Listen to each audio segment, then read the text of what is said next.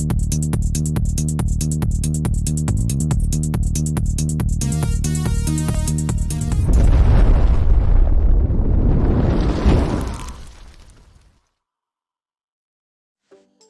Friends, welcome back to Hindi knowledge word show. आज तारीख 22 जून 2022 है। वार जो है वो बुधवार। आइए बात करते हैं आज के मुख्य समाचार टुडे अपडेट के साथ। मालदीव में योग दिवस में कार्यक्रम में उपद्रव, इस्लामी कट्टरपंथियों ने योग करे लोगों पर दावा बोला, राष्ट्रपति ने दिया जांच के आदेश।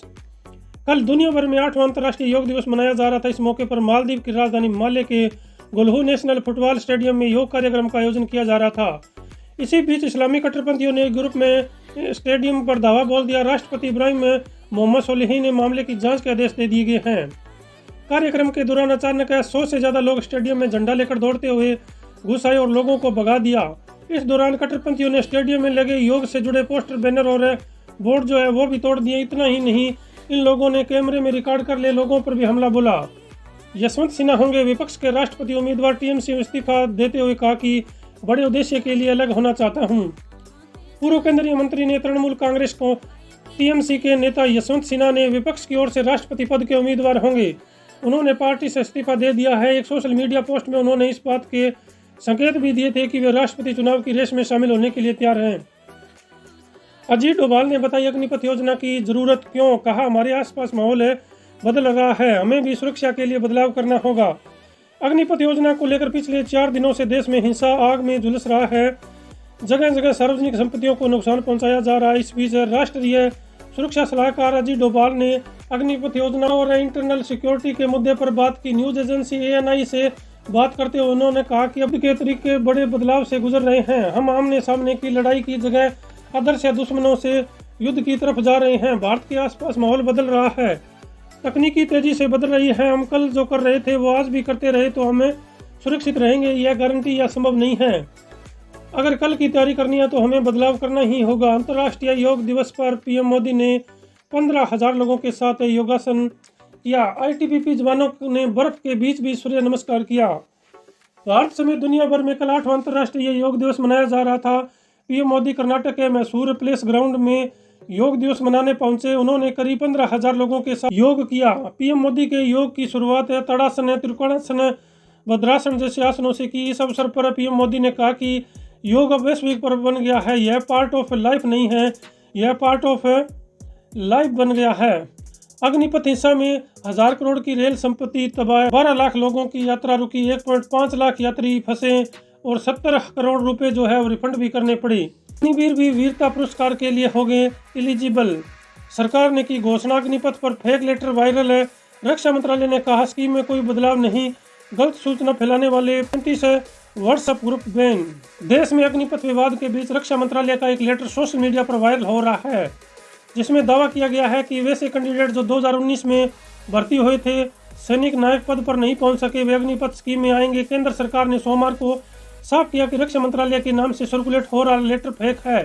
स्कीम में कोई संशोधन नहीं किया गया है। अग्निपथ स्कीम पर फैलाई जा रही फेक न्यूज को लेकर केंद्र सरकार ने रविवार को 35 व्हाट्सएप ग्रुप पर बैन कर दिया था। इस मामले में 10 लोगों को गिरफ्तार भी किया गया है। ये सभी व्हाट्सएप ग्रुप के एडमिन बताए जा रहे हैं। 105 साल की परदादी का नया नेशनल रिकॉर्ड। उड़न परी की तरह दौड़ी कादमा की रामबाई। 45.60 सेकंड में पूरी की 100 मीटर की रेस। पंजाब के बरखास्त हेल्थ मिनिस्टर को राहत नहीं, हाईकोर्ट से नहीं मिली जमानत। मंत्री के वकील बोले न रिकवरी हुई न ही जुर्म कबूला। मूसेवाला हत्याकांड पर बोले CM मान। 4 राज्यों में गैंगस्टर बच के नहीं जाने देंगे। केंद्र सरकार और राज्यों से तालमेल कर चल रहे हैं। ईडी ने राहुल को कल फिर बुलाया। 4 दिन में 42 घंटे पूछताछ कर चुकी है एजेंसी। कई सवालों से संतुष्ट नहीं हुई जांच अधिकारी।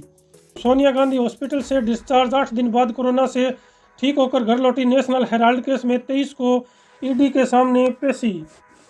तो दोस्तों अब एक नज़र डाल लेते हैं देश के मौसम पर। राजस्थान बॉर्डर पर मानसून आज हो सकती है एंट्री। प्री मानसून ने 23% ज़्यादा बारिश, एक सप्ताह में हुई रिकॉर्ड बरसात। राजस्थान में भले ही मानसून की एंट्री पिछले साल की तुलना में इस साल थोड़ी देरी से हो रही हो, लेकिन प्री मानसून ने बादलों ने अब तक की बारिश को कोटा पूरा कर दिया है। राजस्थान में अमूमन 20 जून तक जितनी बारिश होती है उससे 23% ज़्यादा बरसात अब तक हो चुकी है। पश्चिमी और दक्षिणी राजस्थान के कई जगहों में तो तेज़ बारिश के बाद बांध, झरने और नदियाँ में पानी की आवक शुरू हो गई। ऐसे में लोगों के लिए ये प्री मानसून की बारिश एक अच्छे मानसून के आने का संदेश दे रही है। बात करें उधर दिल्ली वेदर से, तो दिल्ली में झमाझम बारिश देखी गई कल, और मौसम के बीच IMD ने मानसून पर दी खुशखबरी। राष्ट्रीय राजधानी दिल्ली में हल्की बारिश और बूंदाबांदी के बीच मौसम सुहावना रहा। IMD के मुताबिक दिल्ली में अभी हफ्ते भर इसी तरह का मौसम बना रह सकता है। वहीं 27 जून तक दिल्ली में मानसून के पहुंचने का अनुमान है। सीनियर सिटीजन के लिए 23 तक कर सकेंगे अप्लाई। सोशल साइंस में सबसे ज्यादा कुल 538 पोस्ट एग्जाम में होगा सिलेक्शन। हरियाणा में अग्निपथ के विरोध के बाद कोचिंग संस्थानों पर सख्ती। रेवाड़ी में एकेडमी, जिम और कोचिंग सेंटर अगले आदेश तक रहेंगे बंद। भारतीय सेना में भर्ती की अग्निपथ स्कीम के विरोध को देखते हुए रेवाड़ी जिला कलेक्टर अशोक कुमार गर्ग ने तत्काल प्रभाव से कोचिंग सेंटर, एग्जाम और जिम बंद करने के आदेश दिए हैं। साथ ही अधिकारियों से आदेशों को सख्ती से लागू कराने के निर्देश भी दिए हैं। हरियाणा सीएम मनोहर लाल खट्टर का ऐलान है, 4 साल देश की सेवा करने के बाद अग्निवीरों को गारंटी के साथ सरकारी नौकरी देंगे।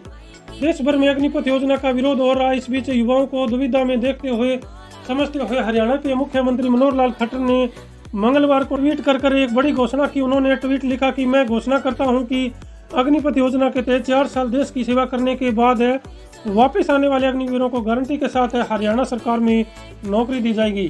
बिहार में कल इंटरनेट बहाल कर दिया गया। कई ट्रेनें अब भी रद्द। अग्निपथ पर उग्र प्रदर्शन के बाद 20 जिलों में बंद था इंटरनेट। 126 ट्रेनें कल भी कैंसिल रही। बिहार में अग्निपथ पर उग्र प्रदर्शन के 3 दिन बाद 20 जिलों में बंद की गई इंटरनेट सेवा फिर से शुरू कर दी गई है। कई जिलों में बिगड़ते हालात को देखते हुए धारा 144 लागू की गई थी, इसे अब हटा दिया गया है। रेल यातायात पर इसका अब भी असर देखने को मिल रहा है। 126 ट्रेनें जो है वो कल कैंसिल रही थी। ट्रेन से सफर करने वाले पैसेंजर की परेशानी अभी भी कम नहीं हुई है, उनकी परेशानी अब भी बरकरार है। छत्तीसगढ़ में नक्सलियों के खिलाफ शुरू हुआ ऑपरेशन मानसून। 2 साल में 21 नक्सली मारे गए, इनमें से कई इनामी भी थे। IG बोले इस साल भी मिलेगी कामयाबी। यूरोपियन सिस्टम पर दौड़ेगी पहली रैपिड रेल, कोहरे में नहीं थमेगी रफ्तार। गेट और प्लेटफॉर्म स्क्रीन डोर्स बंद होने पर भी आगे बढ़ेगी ट्रेन। देश की पहली रीजनल रैपिड रेल के ट्रायल रन की तैयारी तेज हो गई है। यह ट्रायल रन गाजियाबाद में साहिबाबाद से डोहाई डिपो के बीच होगा। इसमें सिग्नल उपकरणों का इंस्टॉल करने की प्रक्रिया मंगलवार से प्रारंभ कर दी गई है। दावा है कि अगस्त 2022 में पहली रैपिड रेल का ट्रायल जो है वो रन हो जाएगा और मार्च 2023 में फर्स्ट फेज में ट्रेन पूरी तरह से दौड़ने लगेगी। पहली रीजनल रैपिड रेल को चलाने में भारत में सबसे उन्नत तकनीक वाली प्रणाली प्रयोग में लाई जाएगी, ऐसा दावा NCRTC ने किया है। झारखंड में कल मैट्रिक और इंटरमीडिएट साइंस का रिजल्ट जारी कर दिया गया है। 10वीं में लड़कियों ने मारी बाजी। टॉप 6 में से 5 छात्राएं, कुल 95.60% रहा रिजल्ट। रांची के 6 थाना इलाकों में हटी धारा 144। 10 दिनों के बाद आज से सामान्य होगा जनजीवन, खुलेगी दुकानें और शॉपिंग मॉल। देश को मिल सकता है पहला आदिवासी राष्ट्रपति। बीजेपी की नज़र 5 राज्यों के चुनाव में ST वोट बैंक पर, महिलाओं पर भी फोकस। तो दोस्तों आज की वीडियो को हम यही फिनिश करते हैं। वीडियो आपको कैसी लगी? अगर वीडियो आपको थोड़ी सी भी अच्छी लगी तो लाइक करना और अपने दोस्तों को शेयर करना, और जिन लोगों ने अभी तक हमारे चैनल को सब्सक्राइब नहीं किया वो कर ले, और जिन लोगों ने कर लिया उनका दिल से धन्यवाद। Thank you for watching video. Take care and good bye.